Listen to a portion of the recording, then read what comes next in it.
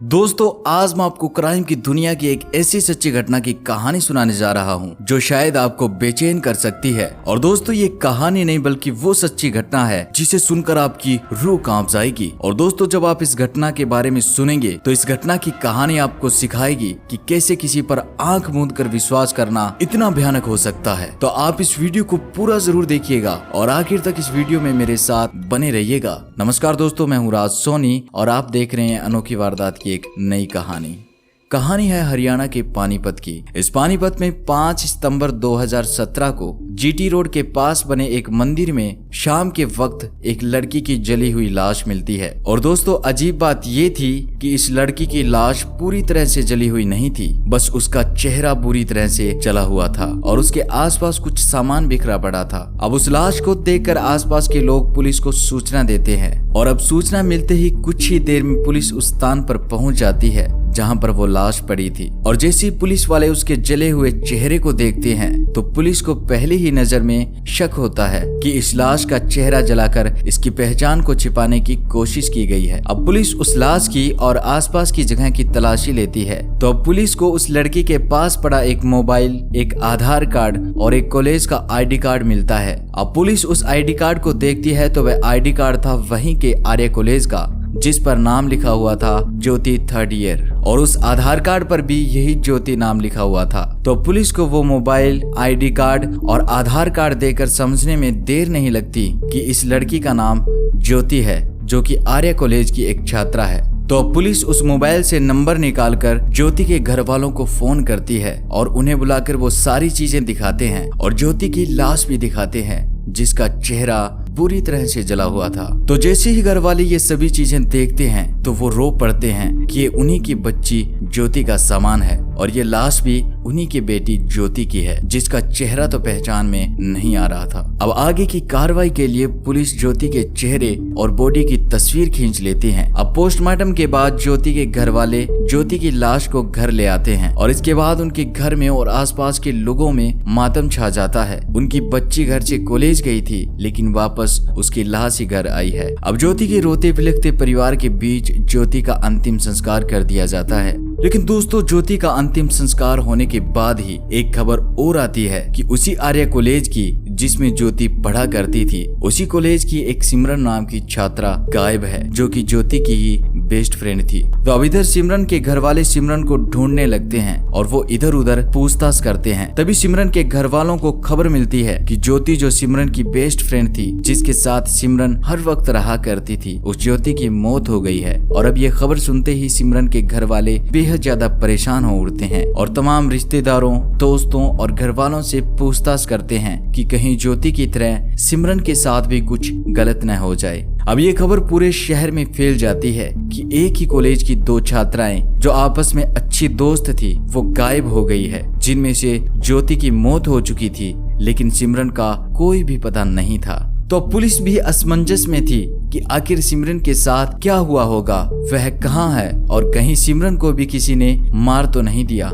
और इसी असमंजस के साथ पुलिस सिमरन को ढूंढने में लग जाती है। लेकिन अब सिमरन को गायब हुए लगभग 2 दिन बीत जाते हैं। अब सिमरन के घर वाले भी पूरी तरह से टूट चुके थे। उन्हें ये चिंता सता रही थी कि उनकी बच्ची के साथ कुछ बुरा ना हो जाए। अब सिमरन के पिता की FIR पर पुलिस और घर वाले दोनों सिमरन को ढूंढने में लग जाते हैं इसी सोच के साथ कि शायद सिमरन के साथ कुछ गलत नहीं हुआ होगा। लेकिन दोस्तों इसी बीच 7 सितंबर 2017 को यानी कि ज्योति की मौत के 2 दिन बाद सिमरन के पिता एक बार फिर पुलिस स्टेशन पहुंचते हैं। हालांकि बीच में सिमरन के पिता बड़ी ही चिंता में बार बार पुलिस स्टेशन के चक्कर लगा रहे थे। लेकिन उस दिन जब वो पुलिस स्टेशन पर पहुंचे तो इत्तेफाक से थाने में ज्योति के केस पर बात चल जाती है। पुलिस सिमरन के पिता से ज्योति के बारे में जानकारी लेने लगते हैं। तभी एक पुलिसकर्मी सिमरन के पिता को ज्योति की डेड बॉडी की तस्वीर दिखाता है और जैसे ही सिमरन के पिता ज्योति की जले हुए चेहरे की तस्वीर देखते हैं, उसकी बॉडी देखते हैं तो उनके होश उड़ जाते हैं। उनको बहुत बड़ा धक्का लगता है। अब पुलिस वाले उनसे पूछते हैं कि आप अचानक चौंक कैसे गए।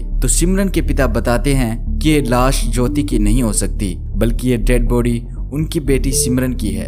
इसका चेहरा भले ही जला हुआ है लेकिन इसके कान और इसकी बॉडी से मैं अपनी बच्ची को पहचान सकता हूँ, लेकिन भगवान करे ये डेड बॉडी सिमरन की न हो। अब ये सुनते ही पुलिस वालों का सर चकरा जाता है कि आखिर ये मामला है क्या। उन्हें इस मामले में कुछ बड़ी गड़बड़ लगती है कि एक ज्योति की लाश मिली जिसके घर वालों ने उसका अंतिम संस्कार कर दिया, लेकिन इधर सिमरन के पिता कह रहे हैं कि ये डेड बॉडी ज्योति की नहीं हो सकती। तो पुलिस मामले की जटिलता को देखते हुए इस केस को गहराई से जांच करती है। तो दोस्तों, जो कहानी पुलिस को आगे पता चली उसने पुलिस वालों के ही नहीं बल्कि आसपास के लोगों के भी रोंगटे खड़े कर दिए, उन्हें सोचने पर मजबूर कर दिया कि क्या ऐसा कुछ भी हो सकता है। दरअसल दोस्तों, पुलिस जब इस केस की बारीकी से जांच कर रही थी तो उन्हें एक सूचना मिलती है कि उसी शहर का एक लड़का गायब है जिसका नाम कृष्णा था, और कृष्णा भी 5 सितंबर से गायब था। यानी कि कृष्णा, ज्योति और सिमरन तीनों 5 सितंबर से गायब थे,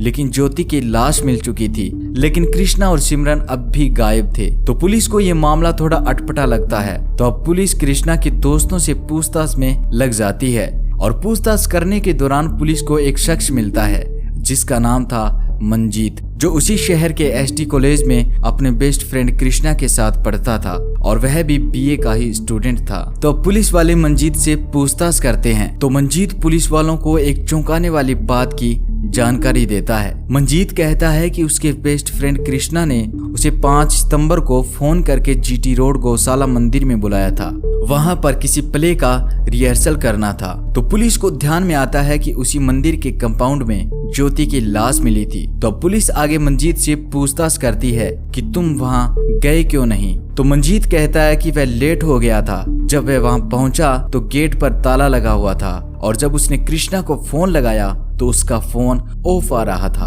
अब पुलिस को ये कहानी उलझाई जा रही थी। उन्हें ये कहानी बड़ी ही अजीब लग रही थी कि आखिर उस मंदिर में ऐसा क्या हुआ होगा कि उस बच्ची ज्योति को मरना पड़ा। तो दोस्तों, इस केस की उलझन को देखते हुए पुलिस एक अलग तरीके से जांच करती है। तो पुलिस सिमरन, ज्योति और कृष्णा के दोस्तों और पड़ोसियों से और उनके जानने वालों से पूछताछ करती है। तो पुलिस को एक बहुत ही बड़ी जानकारी मिलती है। तो ये जानकारी मिलते ही पुलिस तुरंत ही एक टीम बनाती है और उन्हें शिमला के लिए रवाना करती है। तो अब ये पुलिस की टीम उस होटल के उस रूम तक पहुंच जाती है जिसका इन्हें पता बताया गया था। अब पुलिस उस होटल में उस रूम के बाहर पहुंच जाते हैं। अब पुलिसकर्मी उस रूम के बाहर खड़े उस रूम की घंटी बजाते हैं। तो जैसे ही उस रूम का दरवाजा खुलता है तो पुलिस वाले देखते हैं कि उनके सामने वही ज्योति खड़ी थी जिसे वह अब तक मरा हुआ समझ रहे थे। और दोस्तों, ज्योति के पीछे वही कृष्णा खड़ा था जो 5 सितंबर से गायब था। अब पुलिस इन दोनों को देखकर चौंक जाती है और इन दोनों को पकड़ लेती है और गाड़ी में बैठाकर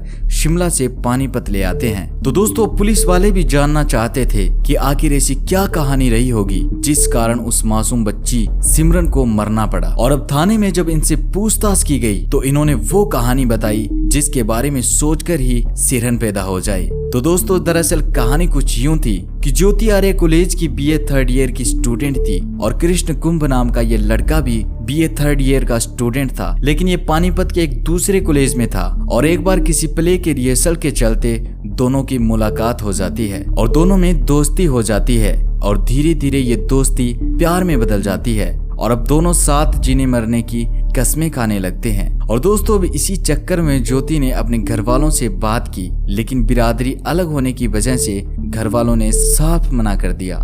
लेकिन दोनों को जीवन भर साथ रहना था और इनके दिमाग में यह भी था कि अगर घर वालों के खिलाफ शादी कर ली तो वो इन्हें चैन से जीने नहीं देंगे। तो इसी चक्कर में इनके दिमाग में एक ऐसा प्लान आता है जिसके बारे में सोचकर ही बड़ा अजीब लगता है। दरअसल ये दोनों प्लान बनाते हैं कि ये दोनों लोगों की और घर वालों की नजर में मर जाएंगे, लेकिन ऐसा कैसे हो सकता है। तो प्लान की अगली कड़ी के अनुसार ये दोनों अपनी ही कदकाठी के 2 शख्स को ढूंढने लगते हैं, एक लड़का और एक लड़की, ताकि उनकी मौत इनकी जिंदगी बन सके। और तभी दोस्तों, ज्योति की नजर पड़ती है उसी के कॉलेज की एक स्टूडेंट पर जिसका नाम था सिमरन, जो कि बड़ी ही सीधी सादी लड़की थी। अब ज्योति सिमरन को अपनी दोस्त बनाती है और अब ज्योति सिमरन के साथ बड़े ही प्यार से रहने लगी और सिमरन भी ज्योति के साथ पूरी तरह से घुल मिल गई थी। सिमरन ज्योति को अपनी बेस्ट फ्रेंड मान रही थी, लेकिन दोस्तों, उस बेचारी को कहाँ पता था कि उसके साथ इतना भयानक होने वाला है।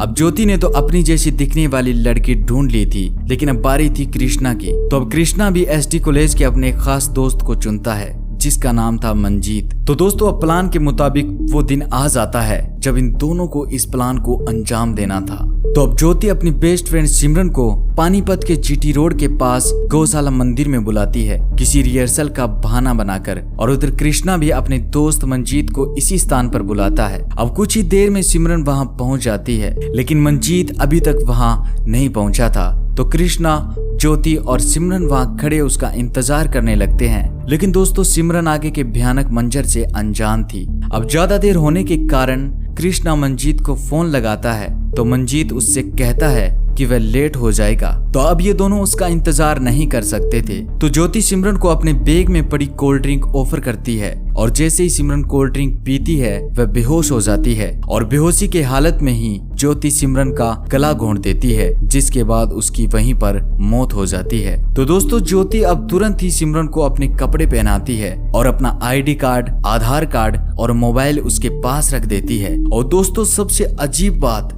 कि ज्योति अपने साथ लाई तेजाब को अपनी बेस्ट फ्रेंड सिमरन के चेहरे पर फेंक देती है, ताकि लोगों को लगे ये डेड बॉडी सिमरन की नहीं बल्कि ज्योति की है। अब सिमरन के मरने के बाद वो वहां ज्यादा देर नहीं रुक सकते थे, क्योंकि उन्हें डर भी था कि कहीं कोई आ न जाए। तो वो दोनों मंजीत को मारने का अपना प्लान बदलकर वहां से भाग जाते हैं, और कुछ देर बाद मंजीत वहां पहुंच जाता है और कृष्णा को कॉल लगाता है। तो कृष्णा का फोन ऑफ आता है, तो अपना वापस अपने घर चला जाता है। और शायद मंजीत की किस्मत ने आज मंजीत की तो जान बचा ली थी, लेकिन वह बेकसूर सिमरन मारी जाती है। अब दोस्तों ये दोनों अपनी नई पहचान के साथ इधर उधर शहरों में घूमते रहे, और इधर सिमरन को ज्योति समझकर उसका अंतिम संस्कार कर दिया जाता है। और सिमरन के पिता सिमरन की सही सलामती की दुआ मांगते रहे, लेकिन दोस्तों उन्हें कहाँ पता था कि उनकी बेटी का तो अंतिम संस्कार कर दिया गया है। अब इसके बाद कृष्णा और ज्योति को जेल में डाल दिया जाता है, लेकिन दोस्तों 26 महीने के बाद ही कृष्णा की टीबी होने की वजह से जेल में ही मौत हो जाती है। और अब जेल में अकेली बची ज्योति, जिसने कृष्णा के साथ जीने के लिए एक बेगुनाह प्यारी सी बच्ची की जान ले ली, उसे कोर्ट के फैसले के अनुसार ताउम्र जेल की सजा सुना दी, यानी कि वो जब तक जिंदा है तब तक जेल में रहेगी। तो दोस्तों ये थी आज की हमारी सच्ची घटना, जिसमें कोर्ट के साथ साथ शायद भगवान ने भी अपना फैसला सुना दिया था। तो दोस्तों आप कमेंट बॉक्स में अपनी बात जरूर लिखिएगा। मिलता हूँ एक नई सच्ची घटना के साथ, तब तक के लिए आप अपना ख्याल रखिएगा और सतर्क रहिएगा। धन्यवाद।